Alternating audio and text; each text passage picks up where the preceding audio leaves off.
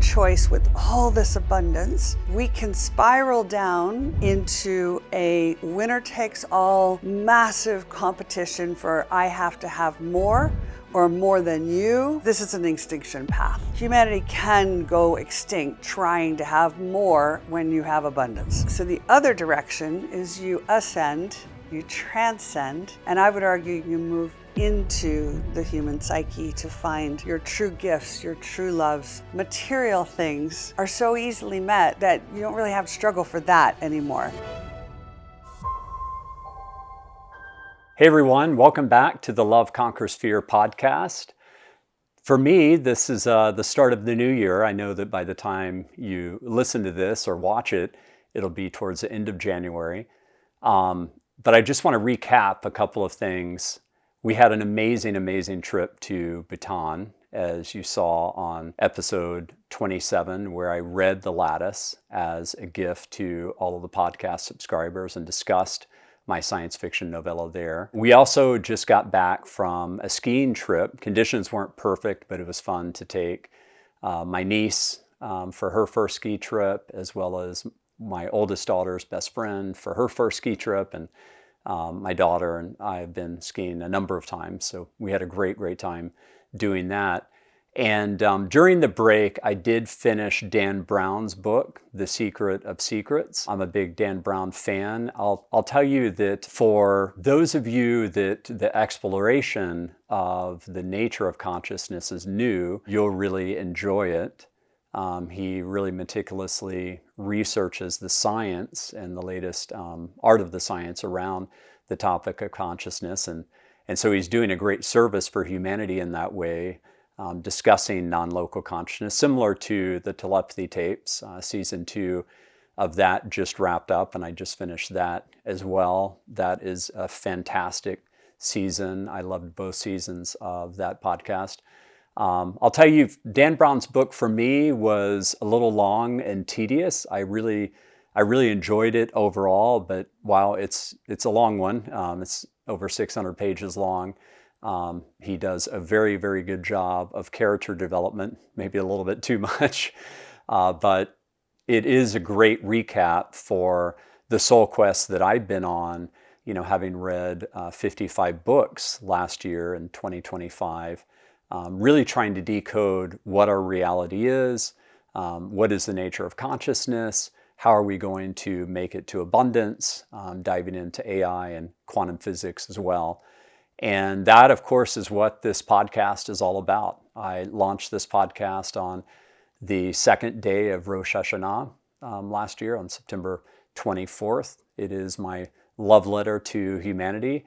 And I absolutely love all of the messages that I've been getting from you as the listeners who really are having a heart shift in your life and are diving into various books that I recommend on the podcast and sharing those with me, or just giving me a lot of love for The Lattice. I also, right before we left for Bhutan, I finished writing Love Conquers Fear with the subtitle Humanity, AI, and the Age of Abundance for All. It's off to the publisher now. I'm in the editing process. Bhutan actually is going to be one of the case studies at the end of the book on how humanity could have that heart shift and what the future model for part of humanity could look like. That is the most spiritual country I've been to. The thing about Bhutan that you should know is that it's not a place that really is celebrating just what it was. It is still the place that it was. So you go into these ancient temples that are over 400 years old, and they're still used every bit as much today. It's a country of around 700,000 people. It's deeply rooted in Buddhism, starting with the king and the queen as well, who live in a very modest palace. The populace was like, you should buy something much bigger or build something much bigger. And they're like, this is all we need. And they really spend a ton of time with the people doing the work. And it's a very communal place. It's very different from a lot of the places that I visited, where it's really celebrating what was as opposed to what is and what was. So I think that it's an interesting model for the future of humanity once we get to abundance, true abundance, where even countries like Chad, which has a GDP of $660 a person versus our 85,800 in the US, have abundance that they can't even fathom today. What is humanity going to do at that point? And I think it'll allow us to be hyper creative. There will be very ambitious people like me that want to go out there and, visit the stars. And we have an infinite universe as far as we know. It certainly would be interesting if it did have a boundary at some point, but I think it's completely infinite. And we'll never run out of ideas and things to do as humanity, but there will be some parts of humanity that want to live more like the Bhutanese and want to just live in a very communal fashion and just have deep, deep presence and love with each other. And that's going to be great too. And they're going to have that opportunity to really do that.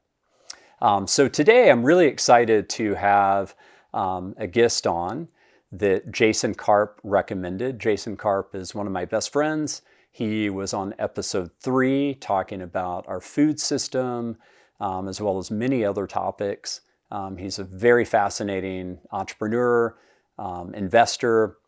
He is the majority owner of True Food Kitchen, which actually we're investors in. And he's an amazing person. And when he told me I really needed to meet Pippa Malmgren, I knew it was a heck yes after diving into her work. So welcome, Pippa. Yeah, so good to have you here. Thank you so much for having me. Yeah, you and I are birds of a feather. It seems so. Yeah, I've watched quite a bit of your talks. Maybe we could start out with your thesis on abundance. I'm really doing this project as my love letter to humanity. I think that it's in your and my lifetime where we're going to get to true abundance through energy, food, water. And I think that that's going to be a forcing function for humanity to choose whether or not we want to continue to play the zero-sum, scarcity, fear-based game, or really embrace that future. And I'm 95% certain that we embrace it. There's real risk that you've discussed on talks like nuclear weapons, and I've discussed that on this podcast. So there's no guarantees we're going to make it, but I think that when push comes to shove, we'll make the right choice. But maybe we just start with your thesis on how we get to abundance, because it's fascinating. Your discussion about how we get there through space alone is fascinating. Yeah, absolutely. So I'm an economist at my core. And so when I'm constantly scanning the horizon of the world economy, trying to see, where is the next big thing? How are we going to grow? And in recent years, I've been so struck that there are, I think, 4 cardinal directions that we're expanding in, and each one of them represents abundance. Mm-hmm. So space is one, and I think that's one of the most important ones. And people don't understand, we're not going into space because it's billionaires joyriding, which is what a lot of people think. Mm-hmm. It's really about unlimited energy. Yep. And we just saw the Japanese Space Agency test the idea that you can beam solar energy from space to any power grid on Earth safely and effectively only just like 2 weeks ago. Yeah, that's amazing. But other big organizations. You were talking about that a year ago, so you were seeing it early on. Well, Airbus, Caltech, a lot of big organizations have been doing the really hard work. So that's now a thing. Mm-hmm. Now, we have to learn how to scale it. Right. But I think the engineering problem has been addressed. The Chinese are currently building this massive facility in orbit. They're calling it the Three Gorges Dam of space, after the Three Gorges Dam on Earth, which is the biggest dam that exists on Earth, that mm-hmm. is in China. And same thing, this idea that you can just have energy anytime you want it because the sun never goes down in space. And they just beam it to Earth, mainly in the form of radio waves, so it's safe. So that's one. But also, space represents unlimited internet connectivity.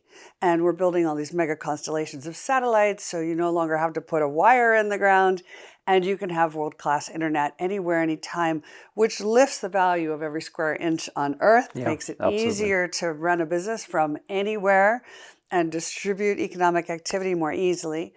And then maybe the most sci-fi and the furthest out in space is mining, refining, and manufacturing. Yeah. So I love the story of this one asteroid called Psyche, which is the center of a Jet Propulsion Lab mission, the Psyche mission.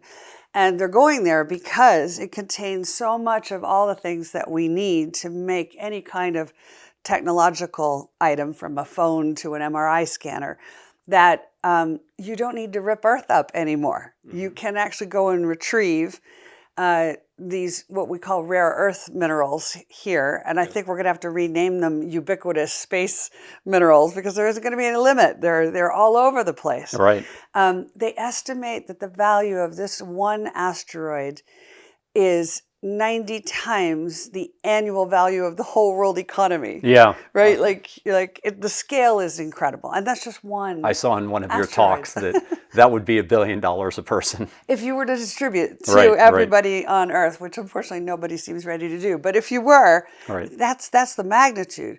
Okay, so that's so the 4 cardinal directions I call up, down, in, and out. So that we've just done up, but not all of up, because up starts from the ground. And this is an important story. And we're here in Austin. We're actually only about maybe half an hour away from a really good example of the future is already here. This company called Icon, which has actually been commissioned by NASA to build the first structures on the moon, because they specialize in 3D printing buildings. Yep. Well, Jason's a good friend of mine, the CEO. Well, I'd love to go meet them. Oh, I can easily arrange that. What they're doing is amazing. Yeah. So 3D printed not just homes, but entire neighborhoods. And what's important is, especially in a time of fear, since this is the core of where we start, with your podcast, is people are so afraid that I'm going to lose my job, or AI is going to take my job, but they're not thinking about what is AI going to give me. And one of the things it's going to give us, we've already got up the road, which is entirely 3D printed neighborhood. So we can now build homes in a matter of like a week. And they're equipped with a Tesla Powerwall. So now, not only is all your energy free, but you sell your energy back to the grid. So now your house is paying your mortgage for you. So it's important, because this idea that we may not need to have a job to pay for the usual stuff of the mortgage and the energy, because it's now paying for itself. That's a huge mind shift. But I think we're seeing this in modular housing. And then, of course, we have everything happening in between. Aviation. The Concorde is coming back. We're going to be doing London, New York in an hour. Right? Yeah, supersonic delivery of packages anywhere on Earth in an hour by going up into space and back down again. So the up economy is literally abundance. Then we go down. Down is atomic, subatomic, nano, but it's also regeneration of the dirt, food. It is the blue ocean economy. It's going deep into Earth itself. And as we go down, there's also this incredible abundance. And down is where you also start to understand we're in a moment of a real revolution in the course of human history. Because we usually in the past had to start with a material like wood, and we would shape it into a chair as we're sitting in. But today, you can start with your imagination of what material would I like to create, what characteristics would it have, and now we can create it atom by atom by atom, because we are effectively able to paint reality into being in a lab today. So this is a function of supercomputing, AI. So did you ever read The Diamond Age by Neil Stephenson? No. Oh my gosh! So okay, so I will now. Oh, you know who he is, right? I do. Yeah. That I've read some of his other stuff, but it was so prescient. It was all about nanotech. Yeah. And it starts out with a story about one of the engineers throwing a party for his daughter, and there's like unicorns and all of this stuff in real life at the party, but they're just kind of nano-assembled robots, and then they disassemble afterwards. Well, this is exactly what's happening with artificial intelligence currently. And I work in AI. I'm part of C10 Labs, which is rolled out of the MIT Media Lab, so I get a bit of a front row seat on what's going on. And currently AI is words on a screen, but it's about to leap off that screen and be physical. Yep. And this is exactly what you're describing. You assemble something that you need for the duration you need it, and then it disassembles. And so, yeah, so when we go down, we see this same level of extraordinary, unlimited abundance, literally. And Would then you count geothermal in there? Yes, too? absolutely. Okay, yeah. Bob Anything Metcalf, down. who lives here in Austin, Yeah. is super into that. He's the founder of 3Com. yeah. Spent a lot of time at UT for the last decade. And his next decade, he's focused on geothermal. My family are Swedish and Danish. Everybody in Scandinavia just puts a pipe in the ground and their house has heat. Now, you have to have the right earth mantle to do this, but it's doable. So yeah, these are all great examples. And then just to finish, I know it's slightly long, but I think it helps if you understand we've got up, we've got down. In is equally extraordinary, where we're going in the human body.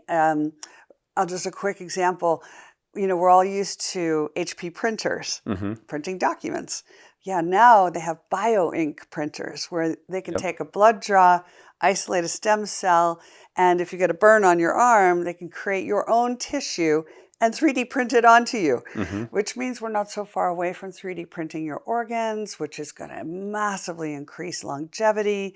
Anyway, the in is also almost endless in terms of uplifting human health. Yeah. And I think there are also psychological issues associated with how do we handle abundance, which we'll come to. Yeah. But the last bit is out, which is all the borderless spaces. So that's AI and supercomputing and the cloud and everything that doesn't have a border, AI agents, all the things that don't have a border. These things create a kind of, in my mind, like a toroidal sphere of activity because they all interlink and they create this dynamism so that abundance is not like 10 years away or 20 years away. It's actually already right here, but we don't recognize it yet. And I think to your point, when I'm writing about this, I'm writing a book right now where I open with this. I then also think, like Earth, it's on an axis. And this is, I dare say, a spiritual axis. And I'm finding as an economist, it's kind of slightly hard to lean into that because everyone's like, wait, why? You're a specialist in geopolitics and world economy. But the spiritual nature of this axis is very simple. It's what you said at the beginning. We have a choice with all this abundance. We can spiral down into a winner-takes-all massive competition for I have to have more or more than you. And if you have abundance, then that's abundantly fueled. And that might be what, I don't know if you know the philosopher Daniel Schmachtenberger. I don't know. He's super interesting, very brilliant. And he basically says this is an extinction path. Humanity can go extinct trying to have more when you have abundance. Right. So the other direction is you ascend, you transcend, and I would argue you inscend, you move into the human psyche to find your true gifts, your true loves, that material things are so easily met that you don't really have to struggle for that anymore. Right. The bigger struggle is exactly what they do in Bhutan, which is the inner, it's the mining the inner gold, right? And that is a spiritual path that our modern society is not very well equipped, most people, to comprehend, let alone engage in. Yeah. Yeah, I've covered my thesis on why that's the case. And one of the things I like to point out is that out of our entire evolutionary existence as Homo sapiens, which we've been around for around 300,000 years, we're derivative of hominids, which have been around for 4 million years, we've only had electricity for 0.1% of the time. So, we have had 99.9% of the time without electricity. And there are, of course, still countries that don't have electricity today. But if you think about almost all the wars, maybe all the wars that have been fought, it has tended to be about land. It's tended to be about scarcity and resources, water, et cetera. So once those are removed, technology has been a major catalyst for humanity to evolve. In this country, there was a time where we rationalized having slaves, and we did it pre-industrial revolution. And the Industrial Revolution really forced us to make a choice. Do we want to use machines or do we want to continue to use human labor? And obviously we made the right choice, and there was a whole civil war and everything else to get there because of the fear of losing that labor source. And I think that what's going to happen in this acceleration in our lifetime, we're in the exponentials of exponentials, is it is going to force humanity to make this choice. And it actually, for me personally, I wrote about it in The Lattice, my science fiction novella, which I give you a copy of today. But for me personally, it came in a psychedelic journey back last year where I was shown that this is really God's final exam for humanity. And I know that feels very heavy. I'm very, like I said, I'm 95% certain that we make it, but that, God is working through us in terms of we're the hands, but we get divine inspiration all the time from Source. And it's up to us to leverage that abundance in a way where with great power comes great responsibility, where we leverage it for everyone as opposed to continue to play the scarcity game. And we're gonna manifest technology so powerful that we're gonna have no choice but to make the right choice. It's gonna force us, I think, to make the right choice. Yeah, exactly. Yeah. And I see that already in the world of geopolitics. Mm-hmm. I see the leaders of the superpowers, so that's the US, China, Russia. Mm-hmm. They are, as we know, we're kind of on the brink of maybe drifting into a World War III type scenario, mm-hmm. of Ukraine metastasizing into something much larger and much more difficult. But they're all kind of looking at each other going, the power of the weapon systems that now exist that dwarfs what we had during the Cuban Missile Crisis. Mm-hmm. Mm-hmm. And so nobody very wants much to, very much. Mm-hmm. Everyone's like, maybe there's another way, right? And you can feel that for people like me that watch the negotiation process very closely. And it sounds weird because you're like, no, but why wouldn't one of them just, go for it? But my dad actually was very deeply involved in the Cuban Missile Crisis. Mm-hmm. He was, as a young man, ended up as a liaison between the White House and the Joint Chiefs. So he was smack in the middle of it. He worked for JFK, right? He did. Yeah. He worked for Kennedy, Johnson, Nixon, Ford, and he was very close with Carter as well, and advised many heads of government around the world, and taught me a lot about how to think, Mm-hmm. And he said something to me once that stuck with me ever since. He said, there was a moment where we really thought we were down to 3 or 4 hours, and then it was literally going to be the end of the world. All of our calculations said that like 1 billion people would be dead if we hit the button. Mm-hmm. And there were people who wanted to hit that button on the U.S. side. Right. And President Kennedy really didn't want that to happen. There was a big argument, big fight. Anyway, Dad said it was fascinating in those moments. There was one guy around the table who asked for the phone when he realized how close, and called his wife and said, get the kids in the car and drive to Maine. Wow. And then hung up. And that kind of made everybody realize how serious this was. And they started a conversation about, well... It's good he made that call in public then, right? Exactly, where everybody could hear. Exactly. They had this conversation about, well, okay, if we're going to hit the Russians, where are we going to hit? Moscow, obviously. And my dad and some others said, but if we hit Moscow, there's no one to call. We can't negotiate with anyone afterwards. Like, there's no phone number. So they went, yeah. And then somebody else said, and maybe we could hint to the Russians that we won't hit Moscow, and then they won't hit Washington. They went, yeah. The guy asked for the phone again, calls his wife, he says, it's okay, honey, you don't have to go to Maine. Right. And it's this, what it is my dad said, when it's really down to the crunch, no one wants to never see their loved ones again. This is the human quality that appears in these terrible moments. I think we have that happening now, too. And so this is, while it's a messy process, you can kind of see that even our most hardened political leaders have some, what I call heartware. I always say, we upgrade our hardware and our software, but with this incredible power to create or to destroy, you also need to upgrade your hardware, or circumstances will force you to do it. And that's it's a spiritual elevation. It is. That it happens. Is. Yeah, I loved on one of your talks, you were saying that the Cuban Missile Crisis ended with hugs. Yeah, And exactly. That And all crises, all geopolitical crises, they always end in a hug. Everyone's like, what are you talking about? And I'm like, look at the photograph of Nixon and Brezhnev.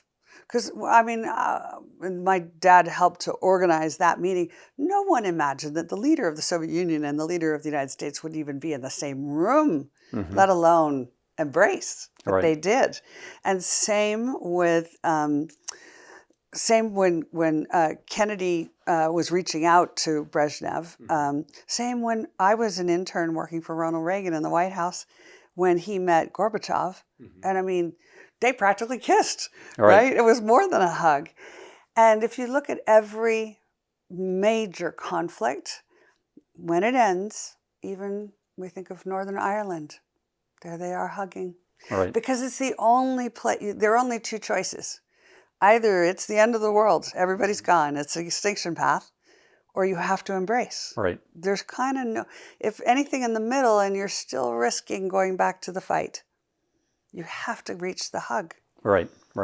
Yeah, I completely agree. And, embedded in the name of the podcast, Love Conquers Fear, and the book that I just finished writing is what humanity needs to do.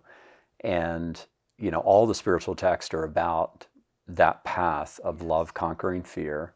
You can't hold those emotions simultaneously. You really, if you're embracing love, then you're living from that place. Doesn't mean you can't slip into a fear state again. The spiritual path is one that I found takes a lot of work and constant commitment, and realizing that in this earth school we come from this place of light and love, and we're souls having this physical experience here. And one of the things, speaking of 3 nines, is that throughout the world we're 99.9% the same DNA wise. We are, it's like embedded in the answer is like right there. It's like we squabble so much about the 0.1% or the cultures that we've set up that lead to, this scarcity mindset.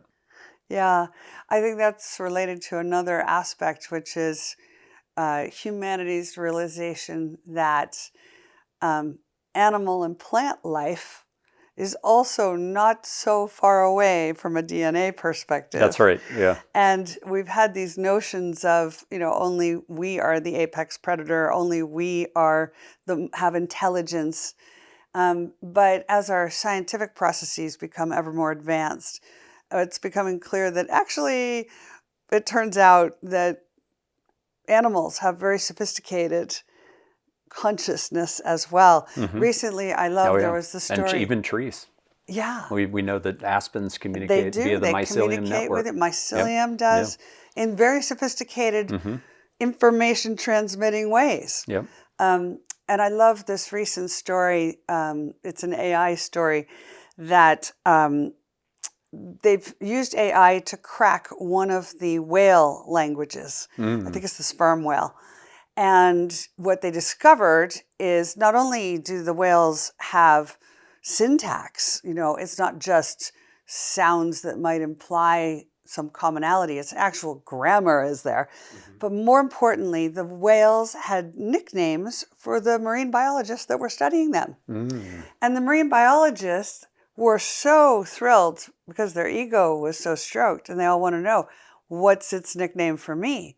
But nobody asked, what does the whale have to say?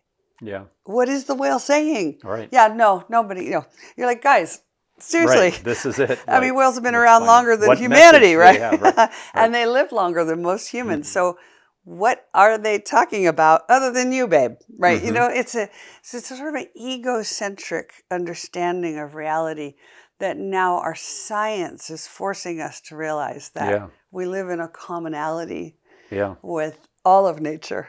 Yeah. Yeah. It's really interesting that you bring that up because you don't know this about me. But, in the Lattice, I created a derivative short story called The Whale's Dream. Oh, and it was actually episode 16 with Joel Schaefer, where we were talking about the Toltecs and lucid dreaming, which inspired me. And Josh Baer, who was on episode 4 of the podcast, who's the founder of Capital Factory here in town, kind of the center of entrepreneurship in Austin. He texted me the next day, and he texted actually me and Mark Gover, who I know you know. He's marvelous. And Mark was on episode 2 here, and Josh texted me and Mark, and he said, do you realize that whales have these brains where while they're sleeping, they're also awake? Half their brain is awake. And so I created this short story about Dr. Alexander Bliss, the protagonist in The Lattice, who's a quantum physicist who discovers the nature of our reality, the 96% of the universe that we don't know what it is. We call that dark energy and dark matter. We only know what 4% is. We call that matter. And it's kind of crazy to think about that we know so little, but we don't know what 96% of our universe that at least is observable is made of.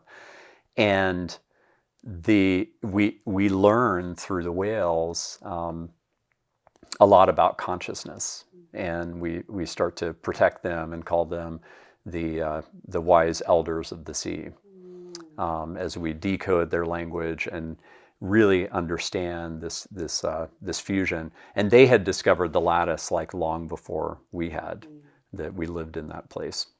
Actually, this is such an interesting and important point back to our core subject of how to overcome fear as we step into this abundance. In the last few years, somehow I ended up spending a lot of time with people from indigenous backgrounds in different parts of the world. Not what we used to call Navajo, but they like to be called Diné now.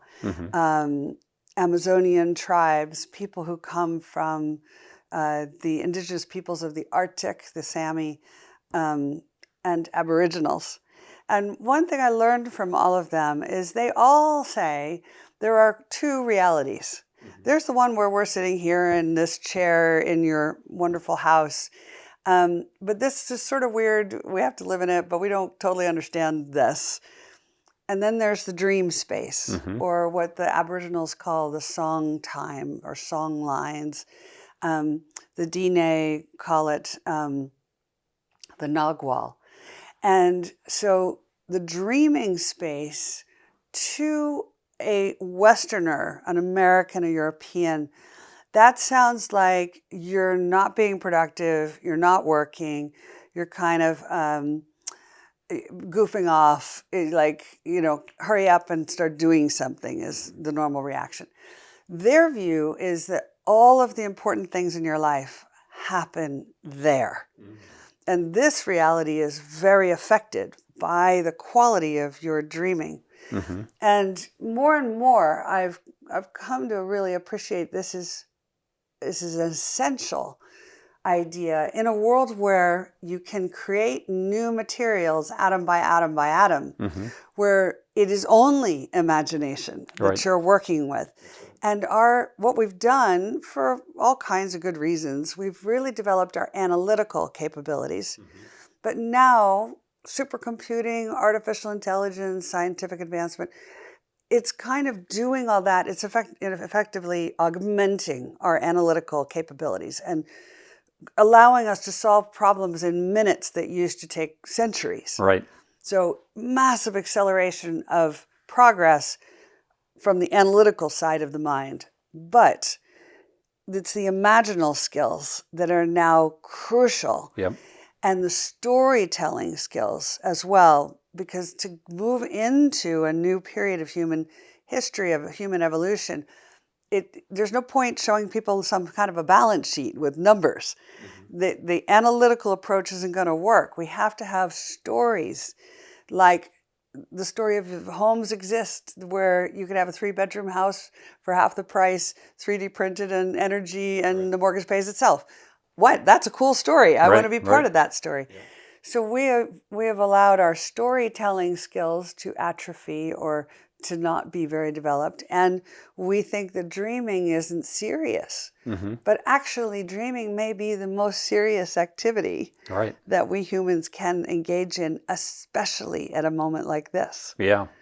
I really love that. And, the way that I've thought about it ever since the moratorium call, actually, so I mean, think about the day that we're recording this, we're just past the 3-year mark since the launch of ChatGPT.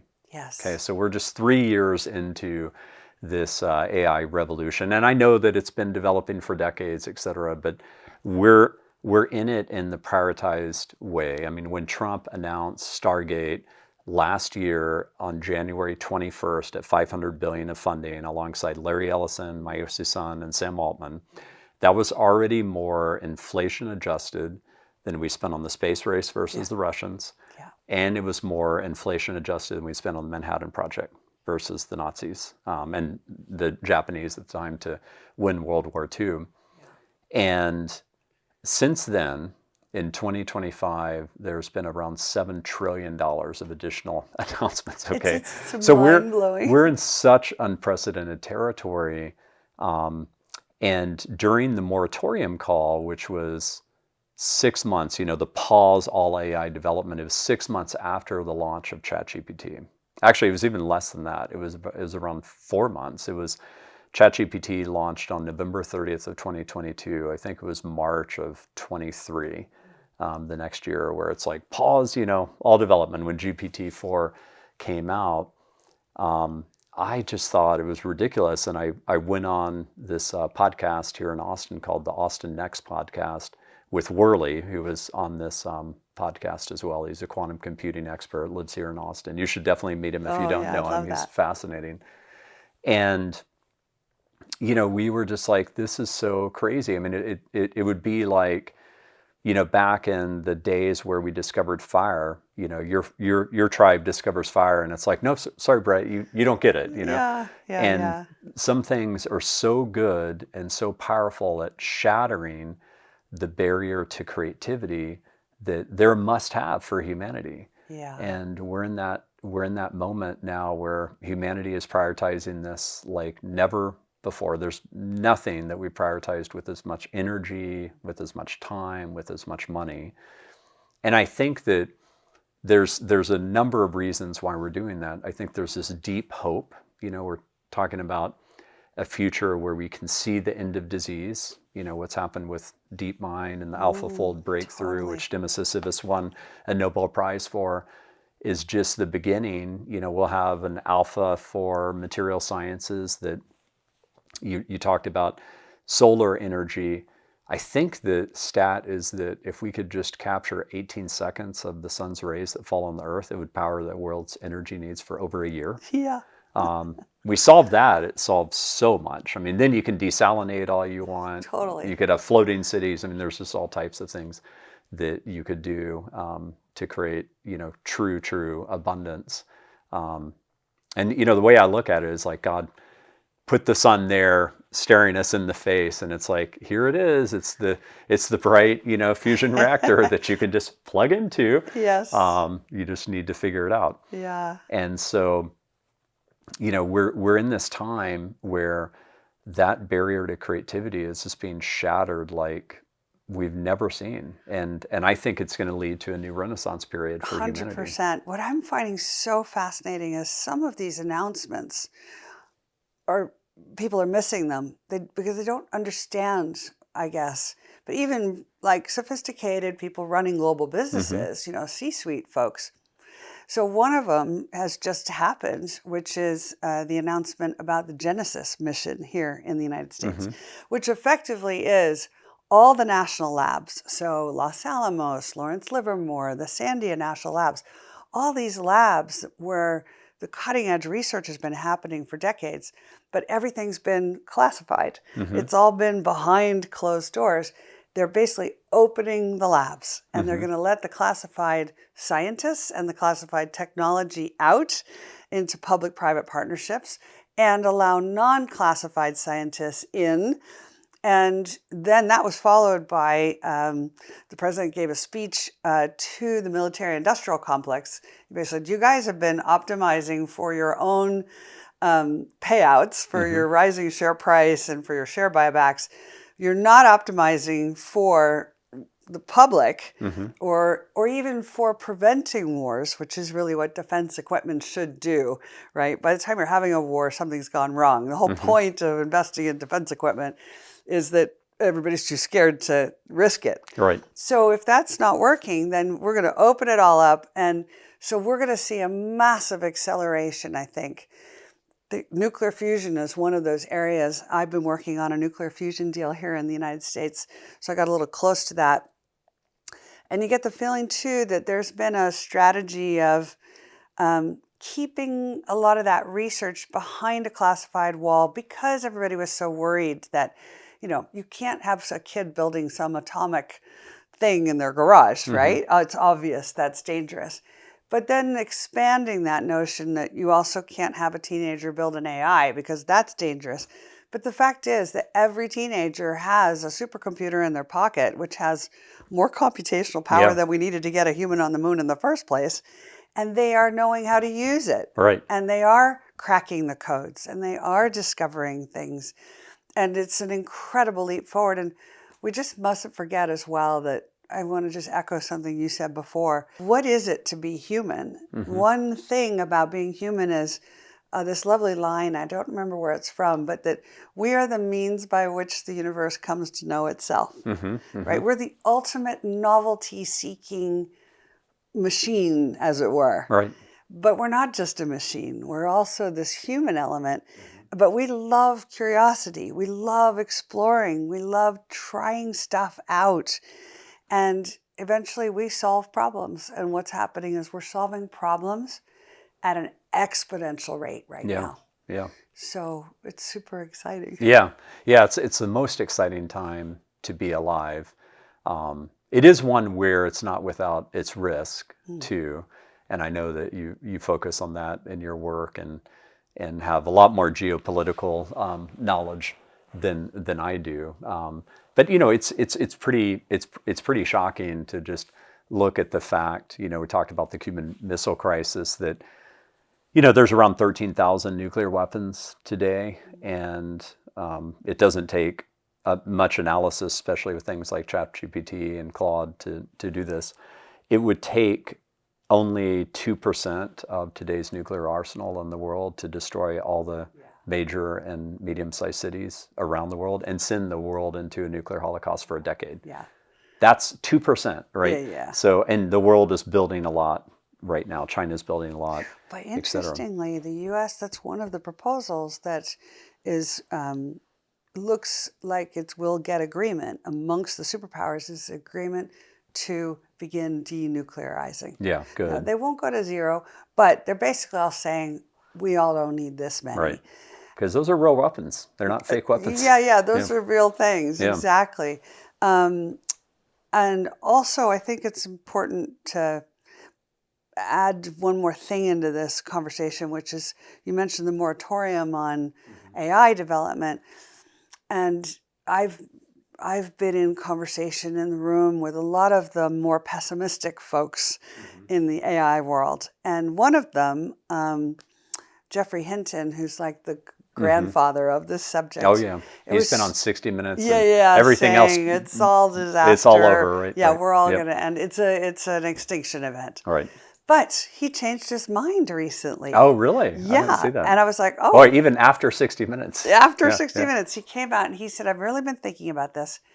And I think if we imbue AI with emotion, we can train it to be like a parent to a child or like a mother to an infant. Right. And teach it empathy and care and protection. And then it will protect humanity the way, a parent or a mother protects a child.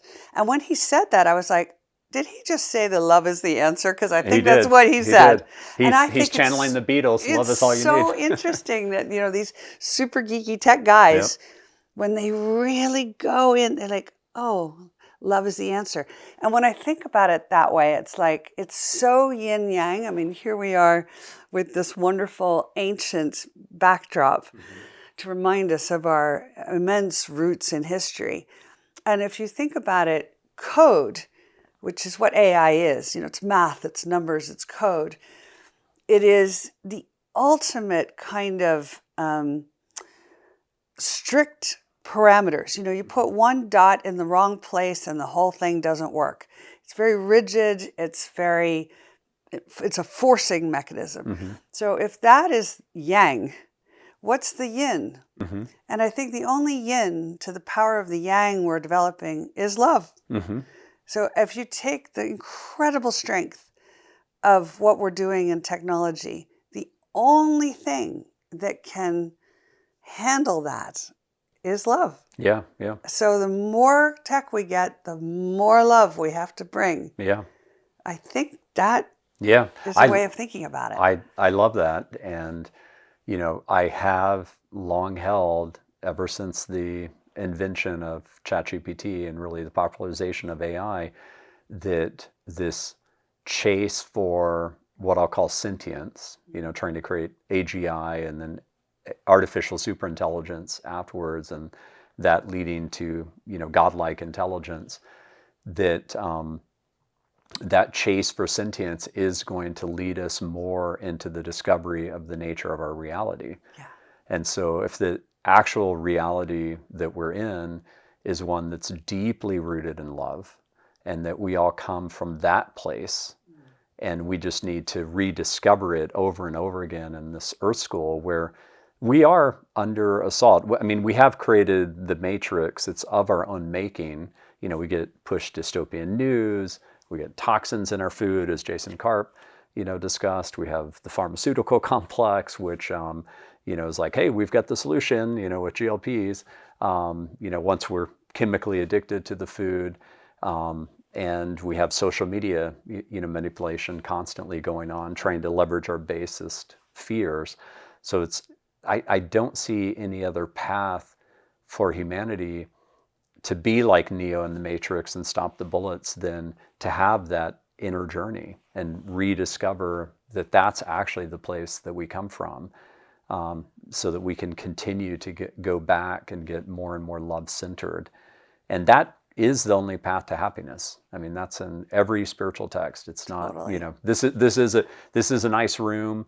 We're lucky to be successful entrepreneurs and live in this place, but I'm not owned by this place. My happiness comes deeply from living my meaning, and this, doing this podcast is my love letter for humanity. I believe that I was born for this purpose, to help humanity get to this age.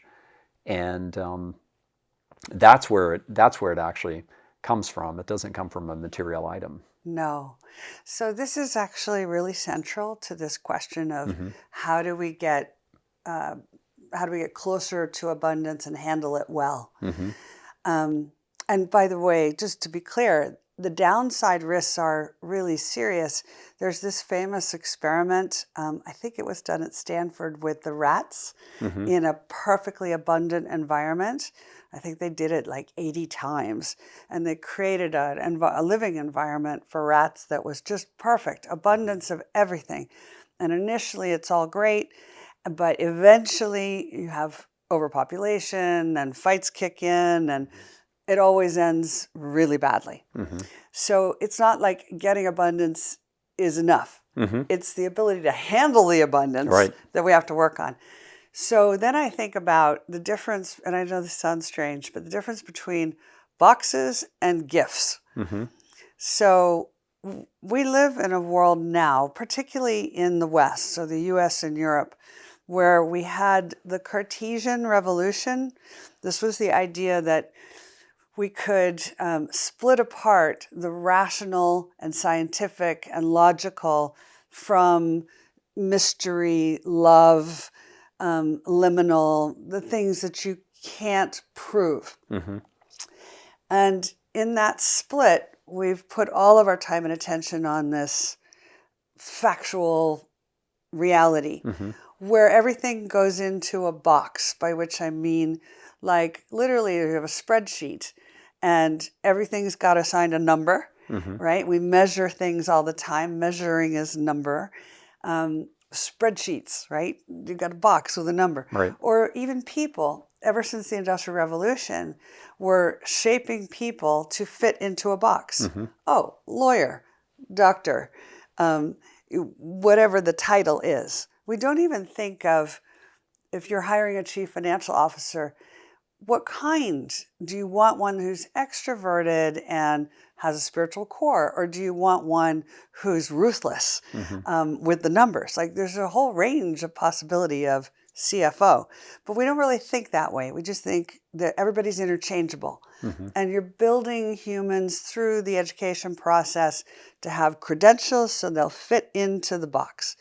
And when we spend our whole lives working to make ends meet, and we live a kind of sequential life. We have one job with one job title, then another job with another job title, and then you save all the fun stuff for retirement. Mm-hmm. Well, that's one way, but you don't have to live life like this. And I think younger people are going, this is crazy. Why would we do this? All right. Because they're not interested in the boxes. They're interested in the gifts. Mm-hmm. Now, gifts, I mean, what are your particular unique gifts that are different from everybody else, that give you the ability to navigate reality in a unique way? So you mentioned Sir Demis Habasis from Right. Deep Minds. I was watching the documentary the other day on him, where he talked about, he was a chess player when he was super young. I think Yep. he started playing when he was like 4. Yeah. And he's obviously a chess wizard. Mm-hmm. That gift that he had, his parents allowed him to develop. They didn't say, you're just playing games, go do something serious. They saw it as a serious undertaking. And when he solved the AlphaFold protein problem, it was because he viewed it as a game. Right. That's right. It was like a 3-dimensional chess game. Mm-hmm. So that unique gift that he had, that you probably in a job interview or looking at a resume, you might not put, I love chess Mm-hmm. on your resume, because who cares? That's what you do for fun in your spare time. We want to know, can you do Microsoft Windows? Mm-hmm. But actually, it's these gifts, these passions, these things that are about human creativity, the things we love. Mm-hmm. If we have more humans pursuing what they love, we will, I think, get a better outcome, both at the individual level and the societal level. For sure. Yeah. Yeah? Yeah, I completely agree with that. And that's the thing that makes me the most excited about what's happening now, is that, yes, humanity is prioritizing the creation of AGI out of fear. There's this fear of, if the Chinese get AGI before us, it's all over for us, and vice versa. But I think that that's kind of the very surfacey narrative. I think the deep narrative is, there's always been this deep yearning for us as humanity on what is our reality, what makes us special, and then how do we manifest more love, and more love in terms of career, in terms of creation. I really believe we're going to enter into this Renaissance 2.0 period. And I think the way it's going to happen is we're going to hit a crescendo with abundance, where you and I are almost like glimpsing, past Earth, and seeing, the stars, and seeing the end of disease and unlimited energy and all of these. And wow, we can choose that.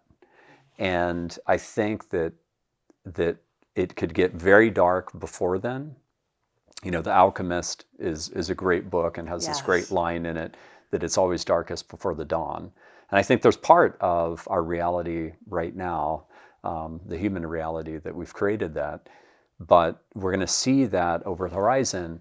And I think when push comes to shove, we'll make the choice. I think we'll make the right choice. So I think I see some sort of glitches I can see we have to work on. So one of them is we've reached a point where not all, but most of our meaning and purpose is coming from our work.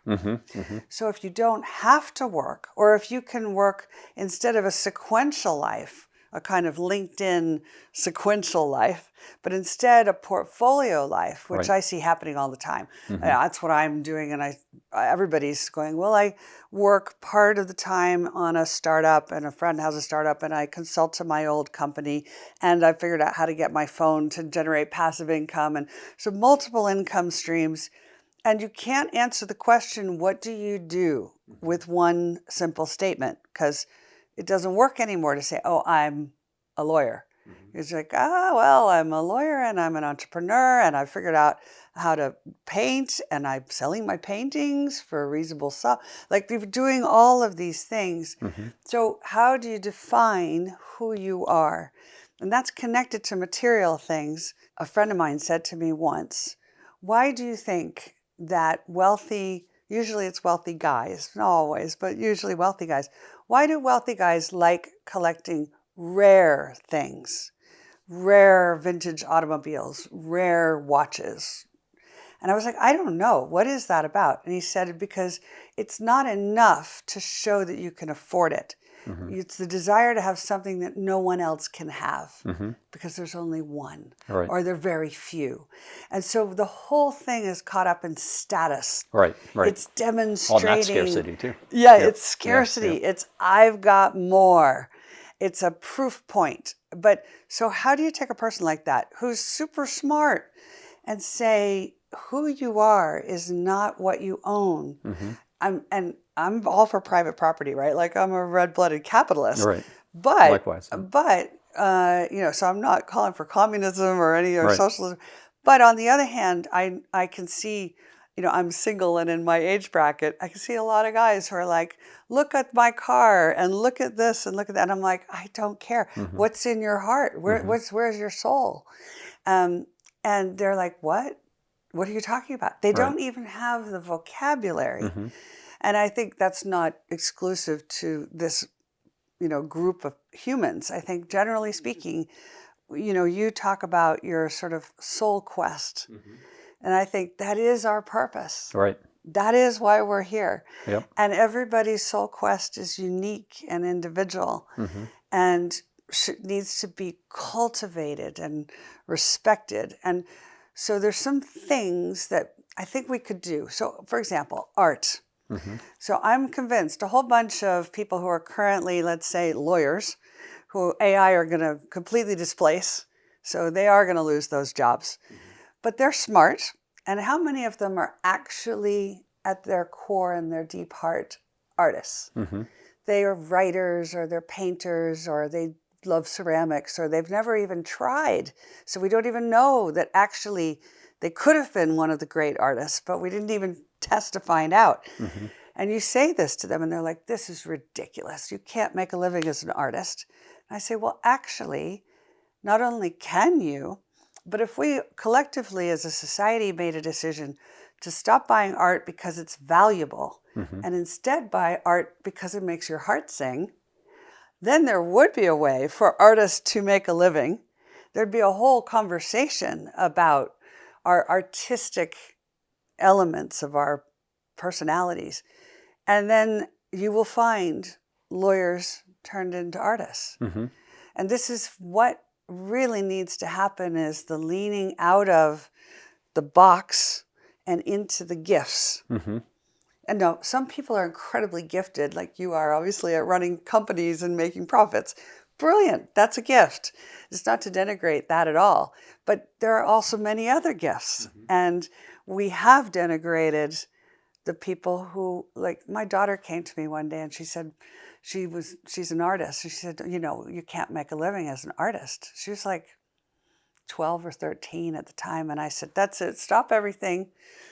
We're not doing anything else today. We are going to sit down and we're going to look at all the artists who have been successful. Right. And you can be successful too.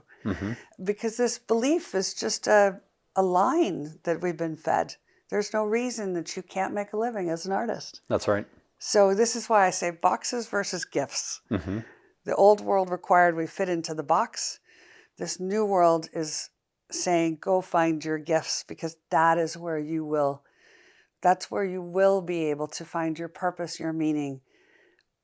And I think that's what's underway. So talking about, humanity's gifts and people discovering their gifts, let's assume that, we made it to abundance. And we made that fateful choice, and we didn't destroy ourselves, right? We got to the equivalent of whatever the Cuban Missile Crisis point was with AI, quantum computing, robotics, and we said, let's choose abundance and let's globally collaborate towards that.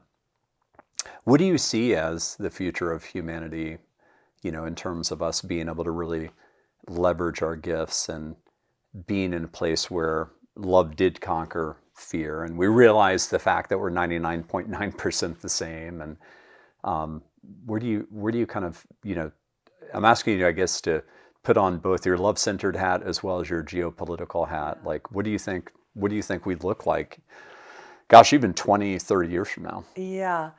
Well, I think of my grandmother, she remembered when there was the first airplane. Yeah. And then at the end of her life, she had traveled around the world in an airplane, visiting parts of the world that were impossible to imagine as a young girl for her. So I think actually we are very adaptable. We're a remarkably adaptable species. But we still have real trouble with change. And I think as I'm working on the book that I'm writing right now, one piece of it is how to get everybody more comfortable with change. And it may be little things. It may be try to take a different way to work every day instead of always going the same way. I noticed when lockdown happened and I started walking around my neighborhood, I realized there was all this stuff that I didn't even know was in my neighborhood, right? Because I was always going the same path. And so try a new kind of food. Move something around, and then you got to get used to that change is kind of cool. Interesting things happen, and it reduces the fear. But I think even bigger than that, I came across this beautiful word. I found it in a dictionary because I'm such a nerd girl. I like rifling through dictionaries. Right. I love words, And I found this wonderful word cosmopoesis. And it means the act of world building. And so my mom was at Oxford studying very closely with J.R.R. Tolkien. So I learned a lot about world building from her experience with Tolkien. You just invoked my favorite book series of all time. Yeah, and my favorite movies. Amazing, amazing. Lord of the Rings and The Hobbit. Well, it was so weird. She somehow learned to speak Middle English in the early 1950s in LA. And he and all of his close friends, C.S. Lewis and W.H. Auden, they used to talk to each other in Middle English because they just thought that was cool. And so there's my mom. She's like, oh, I speak this fluently. And so she was in that inner circle they called them the Inklings at the time. Yeah, the Inklings. And so I think as an economist, that influenced my work hugely because I'm always leaning in the direction of telling the story rather than showing the numbers, which is what all the other economists are doing. But cosmopoesis is really important now. It's what Tolkien did. He created a world which you love and you exist within. You understand that world. So lots of people are trying to build companies or countries or communities, but to build a world is to create a space where others can become something greater than they thought they could or that they knew they were capable of. So it's not about like, okay, how much money are we going to make? Or it's literally an act of imagination where others become the creative force. And I think Steve Jobs also was, in his mind, engaged in a cosmopoesis with Apple. Because remember, he said, we're not making computers. We are creating, we are about giving brilliant people the ability to create without having to think about their computers. That's cosmopoesis. Right. Or I love the guy behind Patagonia, right? Who started that company because he loved mountain climbing and he hated the fact that the nails that you had to hammer into the rock were damaging the rock.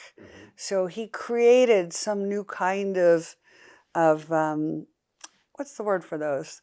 The little iron things that you hammer into the side of the rock. I'm not sure. I know exactly what you're talking about. Yeah. But he created some new version that didn't damage the rock so much. And then that was in like an ethos that you could be in nature without damaging it. And that created a draw for a lot of people to be like, I want to be in nature in that way. That's a kind of cosmopoesis. And, now if you hang out with venture capital guys, they're all wearing Patagonia vests, even though they haven't been in nature for as long as they can remember. Why? Because they're advertising, I'm part of that world. I share that ethos. Right. And so I think if we want to get into that abundant future, all of us have to think in a more cosmopoetic way.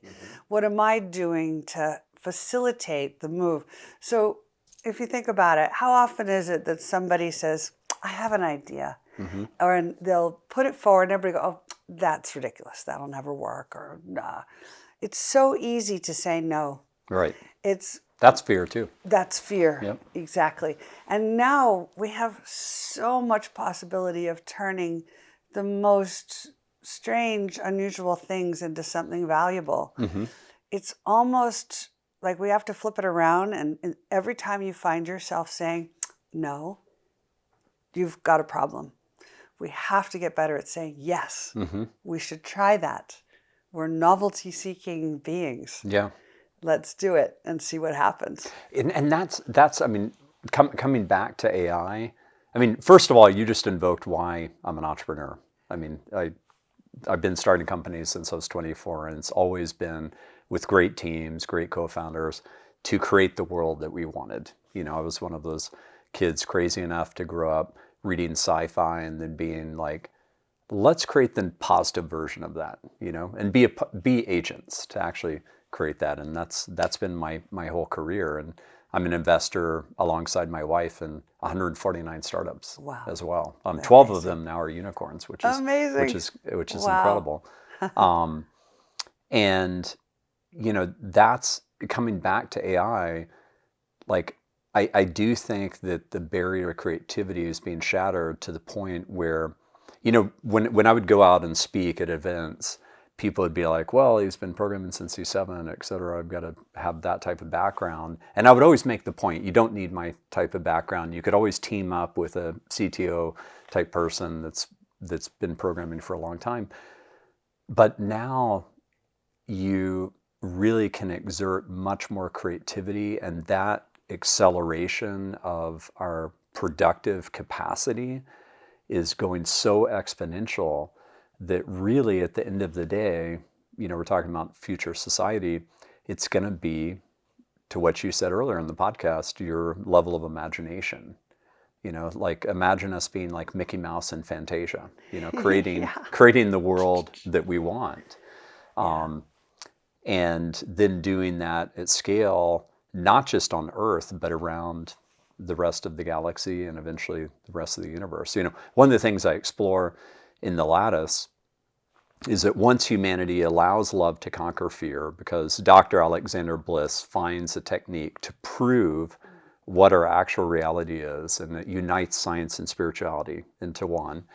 And heaven and earth, metaphorically or mystically, however you want to look at it, merge. At that point, we have an unprecedented global collaboration take off, and we propagate the stars. Yes. We're only bound by the laws of physics And the reality is we don't understand the laws of physics Well, like today. you said, we only understand a little bit of our Exactly, universe. right? So, quantum physics, it gets very weird very fast. And a lot of people that are patriarchs of the field, like Max Planck, they became very spiritual as a result, because they found that the ancient mystics, the ancient spiritual masters, the teachers, the authors of some of the spiritual texts, they somehow already knew that we are all connected, that we are all one. Once we hit that point, we can just exert so much creativity, and that's the thing that's most exciting to me. I think that so much human potential has been wasted for so long because of all the rote stuff that we've had to kind of slug through to get to the good stuff. There's very few people that I've met that enjoy the rote work. Yeah. They all enjoy the creativity aspect. Yeah. And it's just this constant slog to get to that. I mean, even as an entrepreneur, I've been able to envision what I want the company to create and become much, much, much, much, much faster than it's possible. There's a massive amount of inertia to get there. Yeah. Yeah. And so that accelerative potential, I think, is really, really exciting. I wonder if it's something, rather than this transformative moment being about a new technology or even our capacity to embrace it, whether actually it's about the story that we tell ourselves. Mm-hmm. It's the framing Yes. of reality. So one of my favorite stories in the quantum world is the oldest stories humanity has are, in the Vedas. Mm-hmm. And there's the story of the creation of the universe, where the god Indra basically throws a fishing net out over everything and unites Indra's net and unites the light and the dark. And at the point of connection between everything, every person, every place is a unique jewel or a unique pearl. And the universe literally shines in the brilliant reflection. And each one reflects the entire universe. And each one reflects the entire universe. So you have this dazzling image of Indra's net.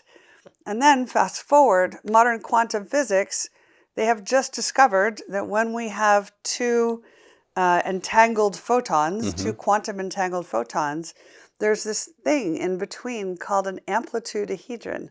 And it is a unique crystal. And you're like, wait, how has the oldest story in humanity just been confirmed by our most modern technology? Yeah. And so there's something in understanding our roots better than we do. There's something in understanding the power of the story, because a story is technology as well. It's one of our best technologies for transmitting information through generations. Stories stay with us, and this is Indra's net has been around since, that's the earliest story we have. Yep. So if that is the case, that's such an invitation to open your mind to the possibility that truths about who we are are already there. We just haven't recognized them. It's a bit like that wonderful line from W.B. Yeats in one of his poems where he says, "The world is full of magical things waiting to be perceived." Because we miss so much because we're too busy, didn't notice some interesting magical thing. And because we're thinking that's not important. It's back to this Cartesian split between the rational, logical, scientific versus, mystical storytelling. And I think you're right. What's happening is these two are being reunited. Yeah. And they were never separated outside of the West. So in Russia, in Africa, in the Middle East, in China, they never separated these two things. They always said we can do science and accept that there are mystical things that occur that can't be measured, that are never going to be repeated in a scientific experiment, but that doesn't make them any less real. And that gets back to your earlier point about understanding our universe, the nature of intelligence, sentience.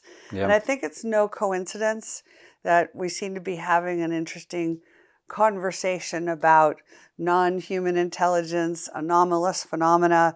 It makes sense to me that as we punch into these 4 new cardinal directions of the world economy, that we are going to bump into things that don't make sense based on our old rules, because now we realize, we only understood 4% of physics. Right.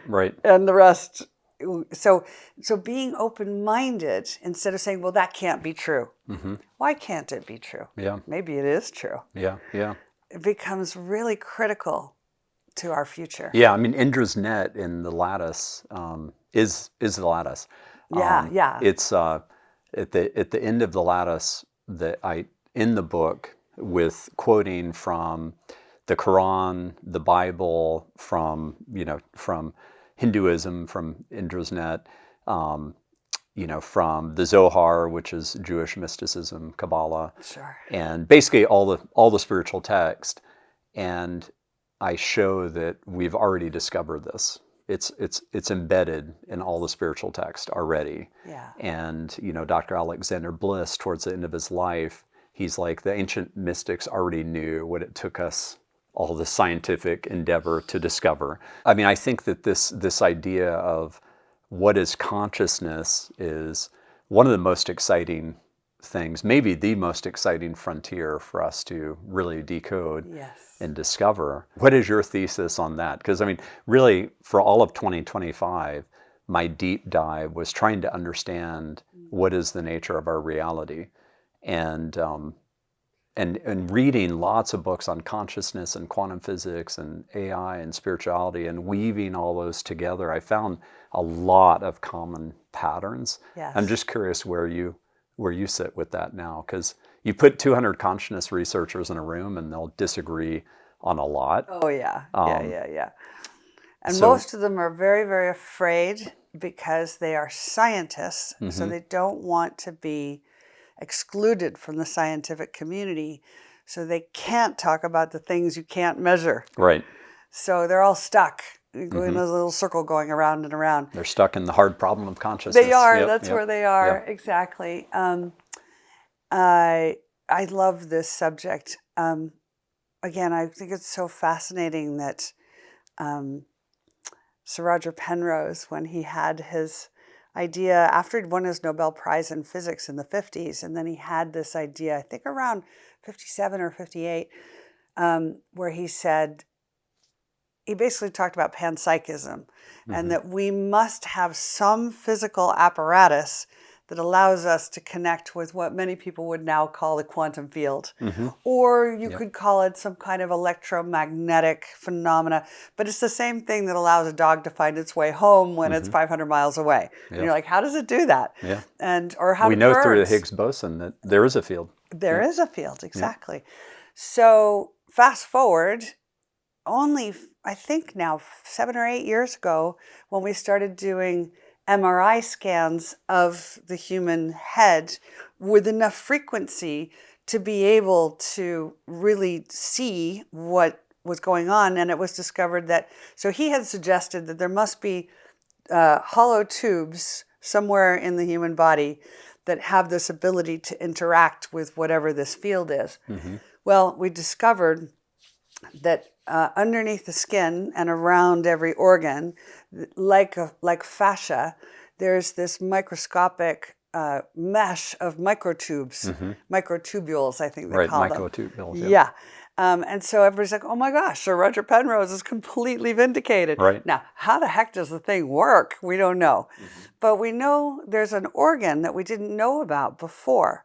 So again, as you say, we think we know it all. And you're like, well, there's new stuff, because we're getting better prosthetics all the time.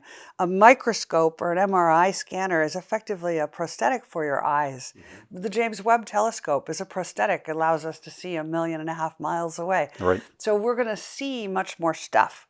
So I think if we couch it in those terms, I'm more and more leaning in the direction of Carl Jung's idea of collective consciousness, a quantum field, consciousness that likes to speak to us in very particular ways, mainly in art and symbol and color, not in words, mainly through the subconscious, not through the conscious. For myself, for example, my favorite time of day is when I wake up in the morning and I'm in what they call hypnagogia, which is this state where you're not awake, you're not asleep, you're sort of halfway, and your subconscious is able to speak to you, and things just start to pop up. And you're like, oh, that's so interesting. And oh, I never connected the dots before. You're like problem solving, but not because it's like a work deadline. It's a more organic process. And I've written a couple books on leadership, and it's very clear that human beings do not solve problems most effectively when they are in meetings. So calling more meetings isn't going to get you the problem solved. What happens is people go off, they walk their dog, they're doing the dishes, they're in the shower, and it's when they reach this relaxed state where they're not trying that the hypnagogia kicks in, and the subconscious can just poof, give you an answer. And this, we don't really protect that space. We don't say, why don't you take 2 days and don't come into work? And don't even try to solve the problem. But the person is thinking about the problem, and let their own subconscious sing to them in a particular way. So I think when we talk about consciousness, I suspect our modern busy lives are so chop, chop, chop, chop, chop. We just don't have the time, space to even allow whatever that is, collective consciousness, our subconscious, quantum fields, electromagnetic sensory perception. None of it is given any breathing room. But when I talk to the leading scientists, even guys at NASA, they will say, we know that this is how consciousness works. And that's great. Quite often the top guys there will say, we regularly come into major discoveries because the scientists will go to bed at night and in their dreams will suddenly have a blueprint. And they'll be like, I don't know where the heck this thing came from. I don't even know what it is. I don't know how to, but they start to build it and that solves a problem. Now, is that coming from inside that person? Or are we like antenna, and some people are better antenna than others, and we're gathering something and connecting dots and solving a problem that way? Are thoughts things that exist inside, or are they things that appear from the outside? Either, again, is it electromagnetism? Is it like there's so many possible answers. But I think the ancient Huna tradition of the Pacific, the Hawaiian Islanders and the Aboriginals, they say you must be very careful what you think because your thoughts will come to life.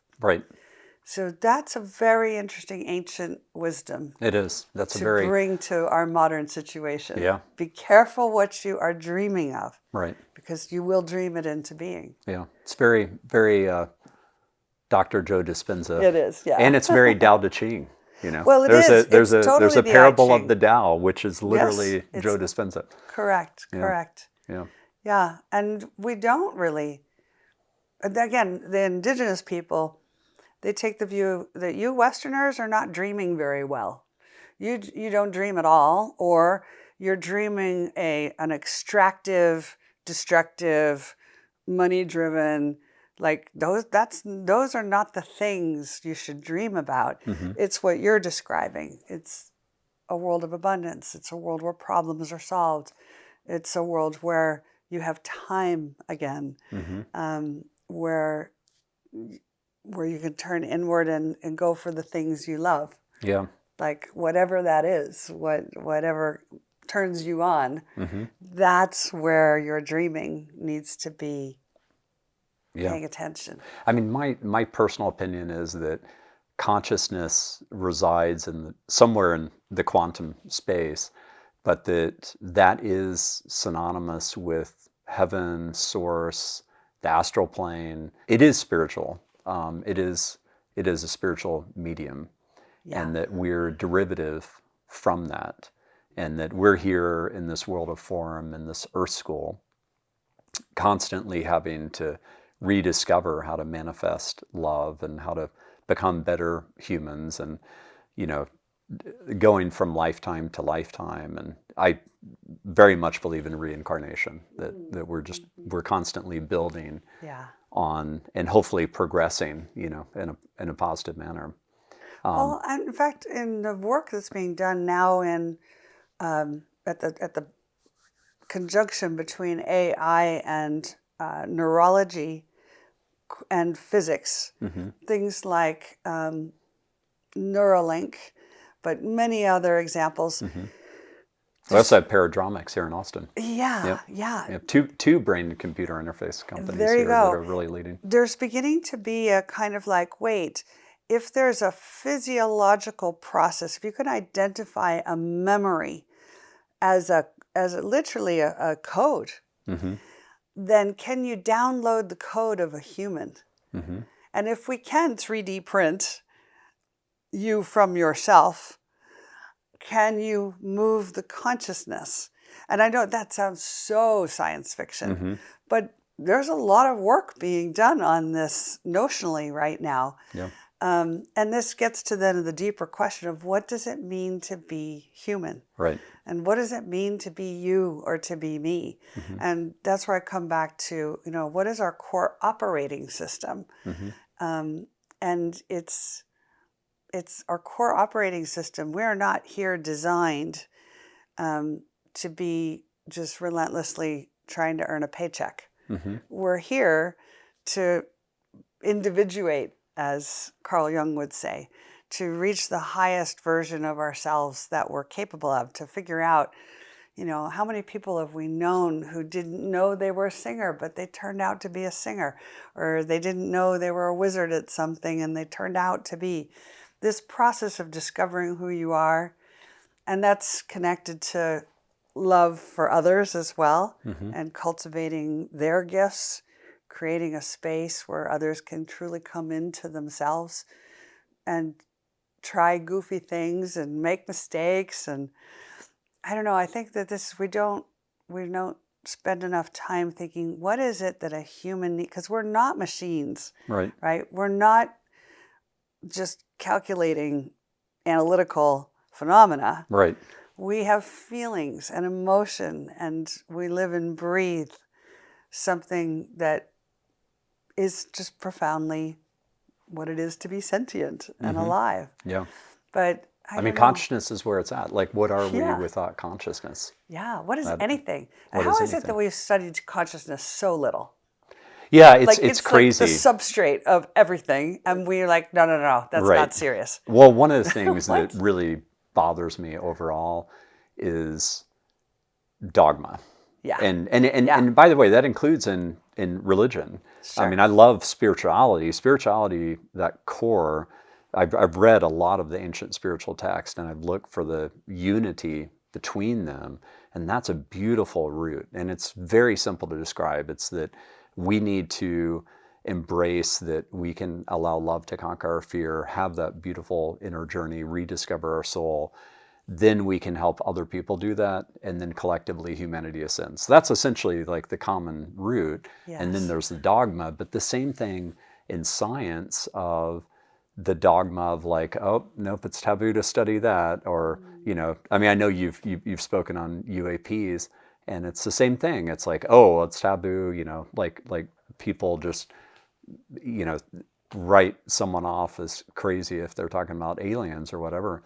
And it's like, that's also, a part of probably our multidimensional reality and the reality that we're in. I mean, are we the only sentient beings in the entire universe of completely vast scope? Exactly. And, supposedly 13.8 billion years old, although we're finding out through the James Webb Telescope that it's actually older than that. Yeah. And we don't even know if this is the first version of the universe, and every materialist has to grapple with the miracle of the Big Bang. Yeah. And, as Mark Gober said on episode 2 of the podcast, I love this. He's like, grant me the miracle of the Big Bang and I'll explain everything else to you. Yes. But no materialist can explain, like, why was the universe in a state of no entropy at all, and then boom, there's a catalyst that led to all these random collisions that eventually led to us, and then boom, consciousness popped out as some derivative product, as opposed to being fundamental. I was very lucky. I went to meet a super interesting man at Cambridge called Didier Queloz, and he won the Nobel Prize in Physics in, I think it was 2019. But he had this absolutely crazy, insane idea that there might be other planets that were like Earth. They might not be identical, but within a certain set of parameters that they'd be capable of sustaining life. Because there was enough carbon or enough oxygen, so he set the parameters, and everyone's like, this is just crazy. Well, guess how many exoplanets, he called them, we've now discovered? How many? More than 6,000. Wow. And those are just the ones, and we just started looking. Like, we only started looking a few years ago, and now we're like, oh my gosh, there are actually quite a few places that can sustain life as we know it. And now we see as we know it. As we know it. Like, what's our definition of what's life? Because the universe may be full of life all over, and we just don't understand it because it's so different from us. Totally. There was a fantastically interesting experiment here at the University of Texas where they were using a big robotic machine to pull platinum apart as if it was taffy. Like, just, they were testing the tensile strength of the metal. Platinum is very hard. Right. And then apparently they all went off to lunch and somebody forgot to turn the camera off. And they were using this super high powered, very precise camera. And what they saw on the video was that the metal started trying to reattach itself. They were like, wait, that implies memory? Right. That implies movement. That implies self-preservation. Like, wait, it's a metal. And it's not like an amalgam of metals. It's a pure metal. What the heck? Right. Wow. These kinds of discoveries are making us go, wait, what do we really know about how the physical material world of life itself works? Recently, NASA brought back samples from another asteroid called Bennu, and they have been very clear. It contains all the component parts of DNA. That what you need for DNA to form are present on asteroids. So you're like, okay, right? So maybe that's part and of... it's the same type of DNA. I mean, it's the same 4 letters, etc. Easily identifiable to us. And so I wonder, there's a little bit of kind of a drip feeding, breadcrumbing process going on. Oh my goodness. There's, so they don't come out and say, yeah, we're not alone in this universe. Whatever that may mean, by the way. But instead say, oh, well, scientifically we found this, and then, separately we found that, and separately. And I think part of it is our science is getting so good. That it's undeniable that there is phenomena that it's anomalous, but it's consistent. It exists. It's there. Right. And that's one of the reasons you're getting this uptick in the conversation about that subject. I mean, I was never into that subject. And during lockdown, I had some friends from my White House days say, you need to look at this. And I was like, really, guys? Seriously? And they were like, yeah, you really do. So I started to look and I realized, goodness, Congress is passing whistleblower legislation. We have very senior people from the intelligence and military community who are saying this is what occurred. And we have the data to prove that it occurred. And you suddenly start to realize, something is going on. Right. And maybe part of what it is our dogma is so deeply embedded that it's extremely difficult to break that. So you just kind of do this breadcrumbing, drip feeding. And now, if you don't mind, I'll go into this just a little bit. There's an interesting angle on this related to Jeffrey Epstein. And it's so strange and interesting. So the Jeffrey Epstein story is mainly about the sex trafficking. But I'm beginning to wonder if that's I mean, not that it's not real, but it's a little bit of a diversion. It's not the core story. The core story is that he inherited from Robert Maxwell, who started Pergamon Press and ultimately McGraw-Hill Publishing. And he created the entire scientific peer review system that we have today. Now, he was deeply involved in the intelligence world, as we now know Epstein was, working with many intelligence agencies. And he was hugely involved in cutting-edge scientific research and funding it. And you're like, what the heck is that about? And I suspect that what it's about is that at the end of World War II, when Robert Oppenheimer did manage to smash those atoms together and create the atom bomb, that technology was so dangerous that we decided we've got to put that behind a classified wall, but also other things. So it wasn't the only thing. Now, how do you do that? The answer is, well, if you create an academic peer review system so that all the innovative cutting-edge scientists send you their articles. So now you have the first look. Now, it's also very valuable because you can invest in things. Right, sure. But you can also decide which scientists will be allowed to go forward and win Nobel Prizes and which scientists will be crushed and moved aside, which are anti the dogma and which are pro the dogma. And I remember David Bohm, who of course was one of Einstein's contemporaries, who originally conceived of quantum physics, one of the early comprehensive thinkers about quantum physics, who studied ancient Indian texts very deeply. And he was not just run out of town. They ran him out of the country. He was only allowed to teach at, I think it was Sao Paulo University in Argentina. Wow. But now the Nobel Prize has been awarded as of, I think, 2 years ago for quantum physics, and David Bohm doesn't look crazy anymore. Right. But what happened was the decision had been made that this physics, the Einstein version, that's the dogma, and that's what we're going with. But does that mean that all the research on the other stuff stopped? Or did it just go behind the classified wall? And so, again, what was Epstein doing? He was constantly meeting with the top scientists, trying to understand where are the breakthroughs happening and who needs to be put behind a classified wall and who needs to be silenced and who needs to be given rewards. In other words, our science has its own control mechanisms that are built into it very deliberately.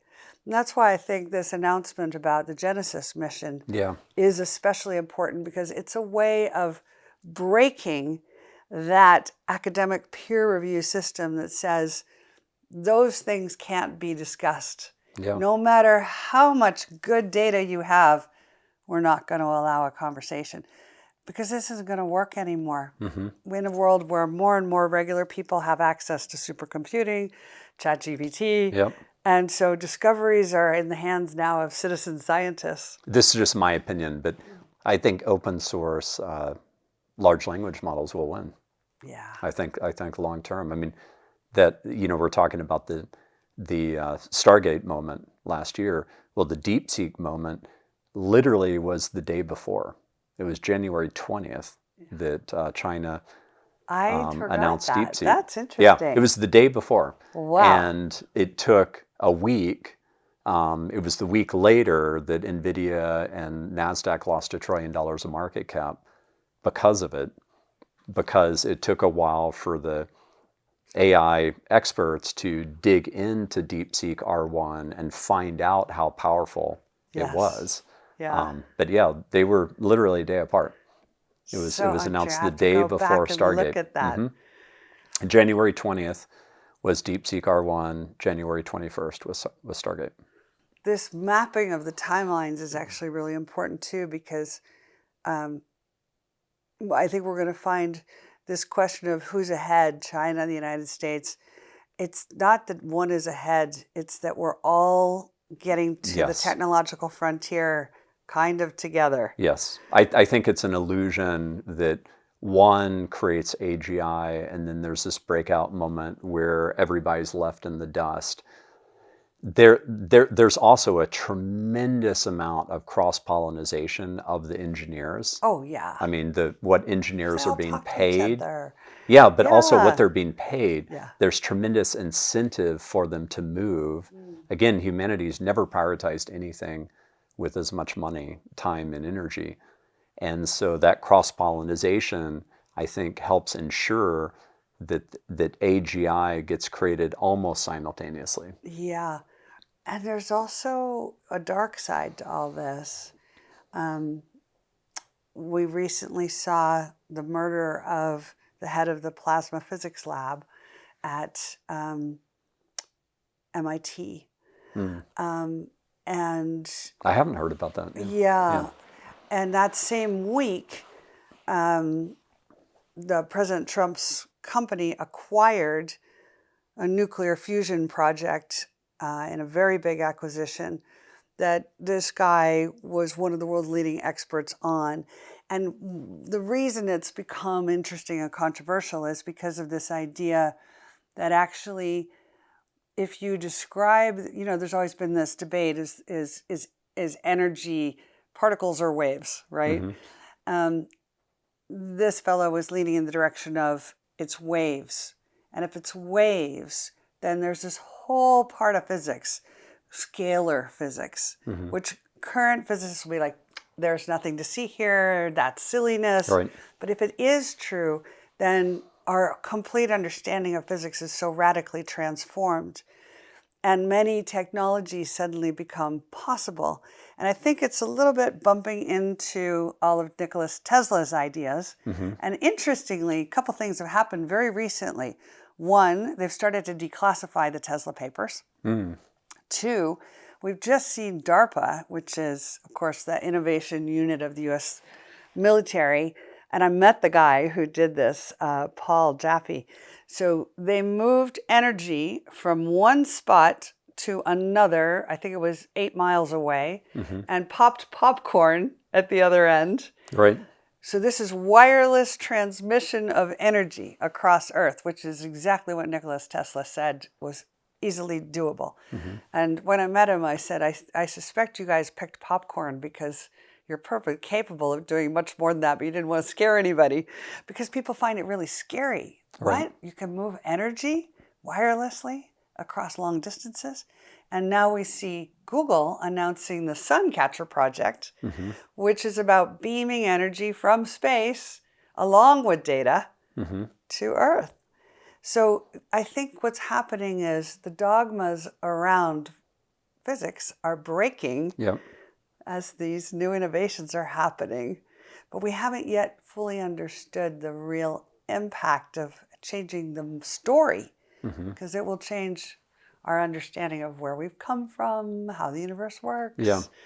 It's again, it's a forcing function for us to break dogma overall.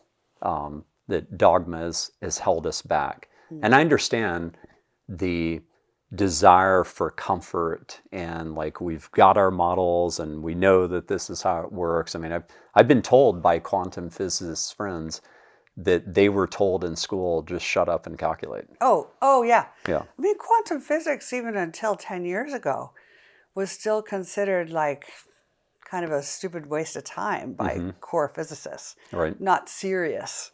Yeah. Yeah. Like, why are you asking questions? Yeah. But, we need more Richard Feynman's. I loved his line where he said, I would rather live in a world where I can ask questions that have no answers than no answers where I can't question them. Yeah. I'd love to talk about spirituality with you because we've kind of bounced around the edges. Where do you sit on your own, understanding of spirituality and any spiritual experiences that you've had? Sure. It's such a fascinating subject even to describe what constitutes a spiritual experience. You know it when you feel it, though. Yeah, but you know it when you yeah. feel it. Yeah. And they're so powerful when they happen. Yeah.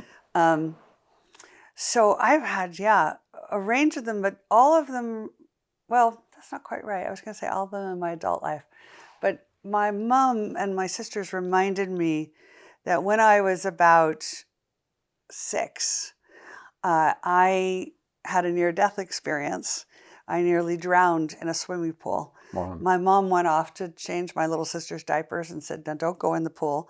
And it was a big Marriott hotel. And I saw all the kids jumping off the diving board, and I thought it was so impressive. And I was like, oh, I'm going to show Mom I know how to do that, right? And I knew when I got to the end of the diving board that I was in big trouble. But I just thought, okay, but they're all doing it. There must... And then I went down, never came back up again. The lifeguard said I was going down for the 3rd time when they pulled me out. And apparently I came out of that. And I mean, I was really little. And we were not going to church as a family. Religion wasn't a big part at that time in our family. And apparently I very calmly announced that I had met God and Jesus Christ. And I was very calm and everything was great and it was really cool meeting them. Yeah. So where did that come from? Right, I have no idea. Yeah. But I think having a near-death experience in your life for the whole rest of your life, it echoes. And so I kind of have a bravery that I think stems from that. I'm not afraid of the unknown. I'm pretty confident that the universe has kind of got my back. I love this word pronoia, right? There's paranoia, where you're sure that the universe is conspiring against you. Right. And pronoia is where you're sure the universe is conspiring for you. And I feel pronoia a lot in my life. So I wonder whether it comes from that. Then more recently, I got divorced and somehow I knew I had to go to the top of the Himalayas, but not Mount Everest, because it wasn't about the sort of ego getting to the top. It was just to be in the majesty of those mountains. And I ended up going to Annapurna Sanctuary. And when you go up, it's hard, but coming down is much harder because we don't use our downhill muscles very much. Yeah. And I got to the top and slipped on the ice. It was the first accident that I'd had on that, at that height up there. And suddenly my mortality was like right in my face. And as I came down, I realized I'd twisted my knee and I was suddenly aware there's no way down other than walking. There's no helicopter coming to get you at the top of the Himalayas. And it forced me to kind of confront some of my inner self. And I felt that I had been living a life where I was very in my masculine. I was, working on trading floors, investment banking. I was in the West Wing of the White House as the president's advisors. These are very tough, combative environments. I was not in my feminine in those spaces. And I felt like I kind of had an inner Marine. And my inner Marine, which had accomplished so many tasks, collapsed on the way down from the top of the Himalayas. Like it just had no more give. Right. And forced me to lean completely into my feminine. And at the time, it was terrifying. I was like, wow, I don't even know what this is. I don't even know how do you navigate this way? And since then, I'm finding, especially again as an economist, it's a very masculine dominated profession because all numbers, it's all measurement. And I come in and I go like, let me tell you a story. Right. And that's like a very feminine way of bringing the same truth to the table, right? We're both talking about the same thing, but in a very different way. And that's turned out to be kind of a superpower that I didn't know I had. So was that a spiritual experience? Yeah, it was. It was so profound for my inner sensibility. And then finally, I had an extraordinary experience with my dad, who had, as I said, worked for so many presidents and was so senior in the world that he operated in. And he loved being briefed. He moved in with me for the last couple of years of his life. We had so much fun. That's beautiful. It's We beautiful laughed that our happened. heads off, and we had fun, and it was such a joy to. That's a gift that you get to spend time with a parent when they're really elderly. At any rate, so at one point, so we're briefing each other because I'm traveling around the world. I'm meeting with a lot of leaders, and he's like, "Tell me, what's going on." And at one point I said, "Dad, there's this one thing, and you're going to think I've completely lost my marbles, but there's something weird going on with this anomalous phenomena, non-human intelligence. Congress is passing legislation. We got a ton of whistleblowers. We got data." And he said, "I know. I worked on it from 1961. I was like, "What?" Right. You're like, "What?" You haven't told me this. Yeah, which he didn't, because it was all like hyper classified. Right. But once he understood what was happening, he's like, I need to tell my story of what I experienced with this, because humanity needs to know. And so he did. He did a long interview with Jesse Michaels, who's also an Austenite. Yeah. And gosh. it's an exceptional... We have so many amazing people moving here. Yeah. You, Mark Gober, I told you today. Mark Yeah, Gober. I'm so psyched that Mark is here, actually. I'm going to reach out to him. Yep. I do think Austin is where the brightest minds are gathering. It's still one of the only places left where people can talk across the political divide. They're choosing not to fight over that day to day. Yeah. And they're at the cutting edge of the technological frontier. Yeah. More than any other place I can find in the U.S., which is what drew Just me to here. give you some insight, as a guy born in Austin, born in 1972, that comes from, there's a book actually called The Tao of Willie. Oh. It comes from Willie Nelson. Okay. Willie Nelson, from the time I was just a little kid, it was my first concert. I was like 4 years old when I went to Willie Nelson's backyard barbecue. And he always would say, look, it doesn't matter if you're Republican or Democrat, you just get together and have a beer and talk about all the things you have in common. And he set that tone. And that's deeply inside me as a product of Austin, a citizen for so long of this city that I just can't even imagine what it's become. I mean, it just blows my mind. So that's Willie Nelson's cosmopoesis, isn't it? It is. He created a world. It is. A way of being in this location. Yeah. And I feel that now. Yeah. And there's a lot of work being done on this question of this anomalous phenomena and what is it and how does it operate right here in Austin. Yeah. So anyway, now I discovered that my own family has been involved with this for some time. And then I've begun to listen to the stories of the people who have had these experiences. And I realized it's so interesting. Why do we dismiss their stories? I mean, it's a bit like the Me Too movement, controversial as that is, but for a lot of women who were experiencing something terrible, why did no one listen? Yeah. Why did we say that can't be true when it was? Right. Now, maybe there's sometimes it wasn't true, but most of this it was. Same thing with what's happening with anomalous phenomena. And I am finding a lot of this cutting edge scientists, as they tight with the technological frontier and they see anomalous phenomena. That doesn't mean beings. That means strange phenomena that doesn't add up under normal dogma. And they are emotionally and spiritually moved by this. It takes me back to Robert Oppenheimer. I always thought, how interesting. Why? Remember, he quoted from the Vedas. He quoted from the Gita. From the Bhagavad Gita. Yeah, the Bhagavad Gita. He quoted from the Bhagavad Gita. So first of all, why was he reading the Bhagavad Gita as a physicist? That's very interesting.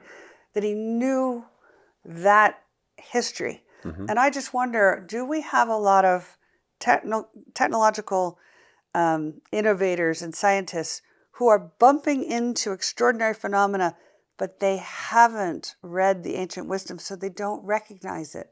What if they're seeing Indra's net, but they don't know what Indra's net is because they never read the book? Right. And so what can we bring from our ancient spiritual traditions that would allow them to recognize and articulate? I remember a friend of mine was creating an AI that was bringing the ancient wisdoms together, like an AI of ancient wisdom traditions.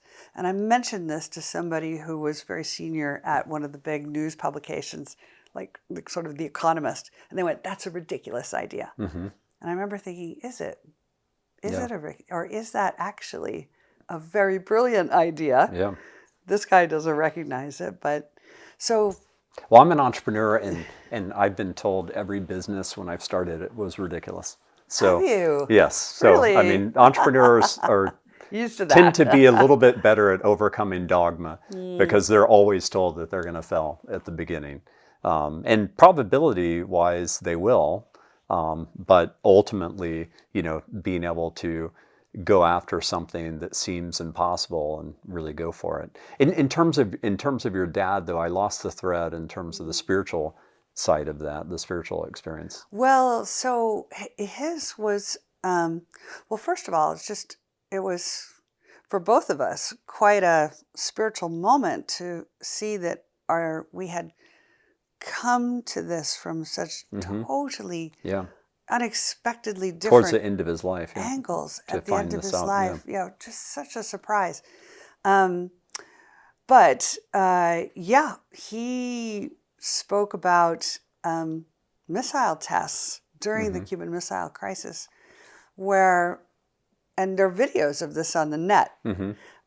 One was taken by an airplane from Los Alamos and one taken by an airplane from Lawrence Livermore Labs. And one of the videos shows what happens. The other has a triangle that obfuscates so you can't see. So one they tried to classify, and the other one, they were like, it got released. Nobody thought about it. But basically you see a white orb show up and flying around the missile, and then it falls into the ocean when the missile goes off. And my dad said this became like hyper secret, and he was asked to fly out to Los Alamos, have a conversation with the director about the fact that we shot down something that we knew existed, but had not brought one down before. And I said, "What do you mean knew existed?" And he said, "Well, we called them tag-alongs." I said, "Wait, that implies you saw them all the time." He said, "Yeah." I said, "This is the height of the Cuban Missile Crisis, so weren't you worried that this thing might be Russian?" He said, "No, we knew it wasn't." Right. "But you didn't know what it was?" He was like, "Yeah, we just saw them all the time." When you fast forward, another person who's moved to Austin is Brian Graves. I didn't know he moved to Austin. That's really cool. Someone recently offered to introduce us. Yeah, I'll introduce you. That's cool. Yeah. Navy pilot, squadron commander, Top Gun instructor. Like, you can't get more top of the line than Ryan Graves. And he's the one who led the effort to bring multiple sensors to what they were seeing every day in the air. So FLIR cameras, radar, all kinds of different data gathering devices, and then comparing, and they all show the same thing. So for the first time, it wasn't pilots having an imaginary breakdown. It's actual data. And then he presented that to the powers that be as a health and safety issue because it's billions of dollars of aircraft and millions of dollars of pilots. And so if they're getting close, this is a problem. And that led to a lot of what we see now in the open discussion about this issue. So in that sense, my dad had a very spiritual experience of understanding that he had a life experience and knowledge of something that he then wanted to pass to humanity, which he did. For me, it was like, wow, okay, this is just more proof point that all these stories that we hear from experiencers, rather than dismissing them, we should listen. Yeah, yeah, We should accept humans have their unique stories. yeah, yeah. And that's just the way it is. One of the most fascinating parts of the Joel Schaefer episode, which is episode 16 of the podcast, is his theory. And he would actually say it's a knowing, because he's very deeply rooted in the Toltec teachings and lucid dreaming. And he said that the UAP phenomenon, he was 100% certain that we make it. He wasn't like me, 95%. Right. And he was certain, because he said the UAP phenomenon, the appearances that are stopping the nuclear weapons from working, et cetera, all the things that you've reported on, prior speeches, Mark Gober reported in his book on Contact, Yeah. that's actually us from the future saving ourselves. This is a theory. This is a theory that's going around. I'm like, I have no means of assessing that in any way, but I get that that's a possibility. Well, one of the things that I think about the UAPs, and this is my logical kind of rational mind working through it, and I'm a deeply spiritual person, but for what it's worth, like, if UAPs are here, then that means that they can travel either interdimensionally or faster in light speed. Oh, and if they can do that, then that means that they must have gotten to the point where love conquered their fear, or they would have faster and light speed weapons and interdimensional weapons. And if they had faster and light speed weapons and they used them, then we would be toast faster than I could complete the sentence. Right, exactly. Yeah. So that's the part that if there are UAPs here, which I have no reason to doubt that these stories aren't true, and the people testifying, that there must be some benevolent purpose behind it somewhere, as opposed to a devious purpose. So that's another very interesting piece of the puzzle. I have noticed that the people that are often sent to deal with this phenomena, whatever it is, come from special ops backgrounds, right? And so, and you'll hear them when they're interviewed, and they'll say it was very frightening, and they'll talk about a hitchhiker effect, like Skinwalker Ranch for the go. And, just to be clear, the U.S. government has spent a ton of money studying these phenomena. So it's not like, you're imagining. There are programs. They've been studying for a very, very long time in lots of different ways. So they will talk in very dark terms about their experience. But I just wonder, is that because they've been trained in a very, it's my space and I have to get you out and we're going to fight to the death, right? That's the mentality that they bring. Whereas, I know people who are very spiritual who enter these sorts of spaces and they have totally divine experiences, something beautiful, something very insightful, wisdom is downloaded into them. So is it our attitude? Does that matter? I would say yes. It's back to be careful what you think, because your thoughts define the reality. Right. So it's like what Nietzsche, the philosopher, said: you stare into the abyss stares back at you. It's a mirror. So could it be that our own consciousness is defining what we experience, because we've already decided if something arrives that I'm unfamiliar with, I'm going to be afraid, I'm going to have a fight, I'm going to run away. Or something arrives, you're going to go, cool, what is this? It's different ways of interfacing with the same thing. Yeah, it all comes back to love conquers fear. It does. It we really have to does. have the heart conquer the head for humanity to make it, get past the dogma, go wherever the science takes us, be unafraid of what we're going to discover, be more curious about it, bring science and spirituality back together, not this dogmatic separation that doesn't need to occur. Yeah. And I want to honor the time here because I know Yeah. that we're a little bit past the time that you Okay. agreed to, but I really, really love this conversation. I mean, Oh, I me could honestly too. go on Thank with you you for so hours much. and hours. I mean, next Yeah. thing you know, this would be like a Joe Rogan Right. podcast or something. Who's here in Austin as Who well? is also here in Everybody's Austin. here.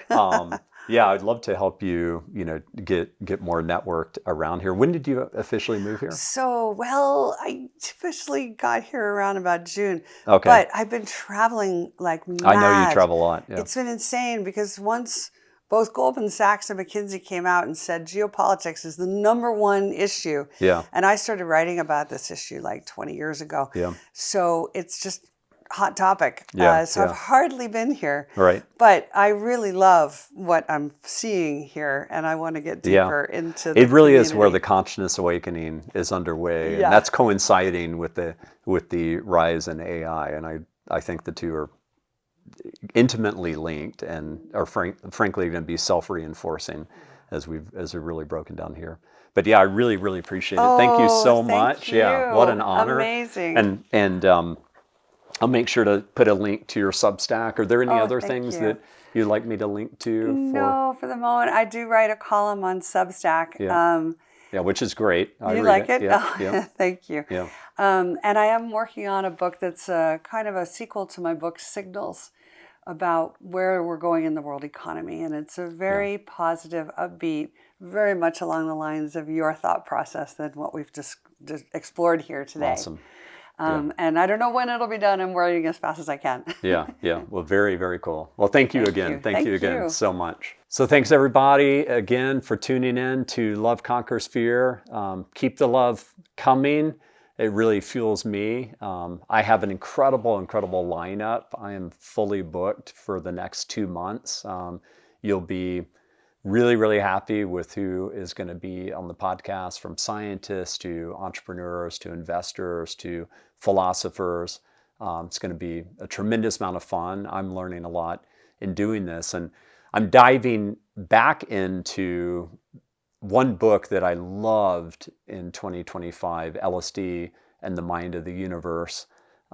Chris Beisch is the ultimate pioneer who really was willing to die to understand the nature of our reality. So I'm reading it for the 3rd time because he is about to stay at our home, and we're going to record Love Conquers Fear and also host a dinner with Tom Morgan and the Leading Edge group, which I'm involved in, as well as Jason Karp. And I cannot wait for that. So just stay tuned. You'll love seeing Chris Bosch on the podcast. And if you haven't read LSD and the Mind of the Universe, and just to be clear, I'm not suggesting that I personally would do what he did. And he is very open that he regrets taking the high doses of LSD that he did for 20 years. But ultimately, he lived to tell the tale and came back to help decode our reality. And it's one of my favorite books in terms of understanding our reality. And it echoes throughout so many other things that I've read, including ancient spiritual texts. So I think you'd really love listening to that one on Audible, where you can hear the awe and wonder and deep humility in his voice. So thanks again. Keep the love coming. Team Humanity all the way.